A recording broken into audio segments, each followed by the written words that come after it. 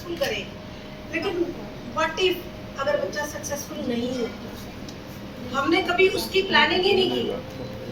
हमने ये प्लानिंग तो कर ली कि हमने बच्चों को आईएएस बनाना है, तो उसकी यूपीएससी की हमें कोचिंग कहाँ से दिलवानी है, कब उसके फॉर्म्स भरने हैं, कब बच्चे एग्जाम देंगे, बच्चों को तैयारी के लिए क्या क्या चाहिए, कहाँ कहाँ भेजे कोचिंग के लिए, या तैयारी के दौरान उनको जो जो हर्डल्स आ रही हैं, वो लो फील करने हैं तो उनको मोटिवेट करना, हम सब कुछ कर रहे हैं।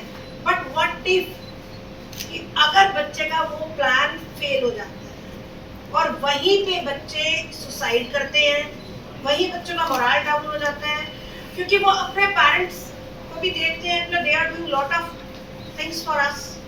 बच्चों को लगता है कि हमारे पेरेंट्स बहुत कुछ कर रहे हैं, उधर उन बच्चों पे सोसाइटी का भी प्रेशर होता है कि बच्चा कोई कोचिंग ले रहा है, से अगर आकाश भी कोचिंग ले रहा है तो सारे रिश्तेदारों को, पड़ोसियों को, टीचर्स को, सबको पता है। लेकिन व्हाट हैपेंस अगर वो बच्चा डॉक्टर नहीं बन पाया, इंजीनियर नहीं बन पाया, आईआईटी में उसका सिलेक्शन नहीं हो पाया, तो मुझे ऐसे लगता है कि बच्चे का प्लान बी पहले तैयार करो और बच्चे को ये चीज समझा दो कि बेटा कोई बात नहीं, if you are not able to become a doctor कोई फर्क नहीं पड़ता, there are so many other options also, क्योंकि बच्चे का मोरल डाउन नहीं होना चाहिए। और ये जो अभी भी मैंने न्यूज़पेपर में पढ़ा है, अभी तो 2-3 दिन पहले ही सीबीएसई का रिजल्ट आया है, रिजल्ट बाद में आता है, सुसाइड की न्यूज़ पहले आ जाती है। वो कहीं ना कहीं बच्चे सोसाइटी के प्रेशर में, पेरेंट्स के प्रेशर में ही है ना। नहीं है मैम, क्योंकि पेरेंट्स ने कभी लैकिंग दिखाई नहीं, बच्चे की कमी उसको कभी आई नहीं मैम। तो ये this is the only reason ना कि वो फेल होने वाला प्लान भी बच्चे को पहले बता दो, कोई बात नहीं, अगर नंबर कम आए तो भी ऐसा नहीं है एक एग्जाम में नंबर कम आए हैं, लाइफ में तुम फेल नहीं हुए। अगर एक क्लास में फेल भी हो गए तो एक क्लास में ही तो फेल हुए ना, अभी लाइफ तो सारी पड़ी है। And there are so many instances. इसमें मैंने पिछले दिनों ही पढ़ा था कि लाइक एक आईआईटी टॉपर था और वो वहाँ यूएस से सेट हुआ, बड़ी अच्छी कंपनी में था, I am not remembering that company, और उसकी वाइफ भी वही थी। हर जगह उसने टॉप किया, बच्चे ने हर जगह गोल्ड मेडलिस्ट, और टॉप करता हुआ उसको फर्स्ट शॉट में जॉब भी बहुत अच्छी मिल गई, बहुत अच्छा पैकेज, लेकिन एकदम उस कंपनी में रिसेशन आ गया और उसकी जॉब चली गई।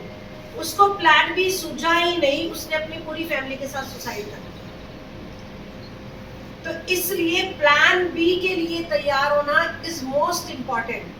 अगर हम सक्सेसफुल हो जाते हैं that is the best thing in life, बहुत अच्छी बात है, लेकिन कहीं अगर हम सक्सेसफुल नहीं होते जो हमने सोचा है, तो हमारा प्लान भी क्या है, we should be ready for that, और हमें अपने बच्चों को उसके लिए ही रेडी रखना है। इसमें बहुत छोटी एक चीज है, when my son was in 10th class, अब बच्चा 10th में है, he was in saint Kabir ICSE board है, उससे ज्यादा प्रेशर मेरे दिमाग पे था। हालांकि उसके दिमाग पे होगा वो मुझे पता नहीं चला, लेकिन मेरे दिमाग पे बहुत प्रेशर था कि रिजल्ट आते ही सबके फोन आएंगे कि हाँ जी क्या रिजल्ट रहा बच्चे का। मेरी मदर ने मुझे फोन करके सिर्फ एक बात बोली थी कि मुझे मेरा बच्चा चाहिए, कि मेरे पास इतना है, मैं इसको घर बैठ के खिला दूंगी, तूने प्रेशर नहीं डालना उसमें। और वो दिन और आज का दिन, आई नेवर प्रेशराइज्ड हिम। ठीक है, जो नंबर आते हैं और शायद मेरी एक्सपेक्टेशन से ज्यादा ही आ जाती है, मतलब ये जीता जागता एग्जाम्पल है। The same is there in the school, वो भी स्कूल में भी ऐसा ही होता है कि अगर हमें पता है कि बच्चे की कितनी कैलिबर है, बच्चे को हमें सिर्फ एक रास्ता दिखाना है, प्रेशर क्रिएट करने की बजाय। नहीं आए 100% तो 95% आ गए, दैट इज ऑल्सो 90 आ गए, दैट विल ऑल्सो वर्क। और मोस्टली जो मैंने देखा है, जो भी बच्चे जो मीडियोकर्स रहते हैं ना, दे आर मोर सक्सेसफुल, क्योंकि उनका व्यवहारिक ज्ञान ज्यादा होता है। जो टॉपर्स होंगे, आई डोंट फील कि वो उतने ज्यादा सक्सेसफुल होंगे, क्योंकि उनको व्यवहारिकता तो पता ही नहीं है। दे डोंट नो कि किस तरह से, किससे कैसे क्या बात करने, क्योंकि वो तो हमेशा बुक्स में ही रह गए, they are only busy in their studies, in their academics.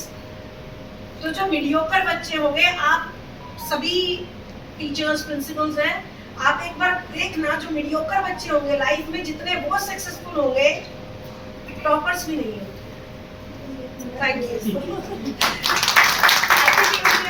Happy also, huh? They feel happiness also.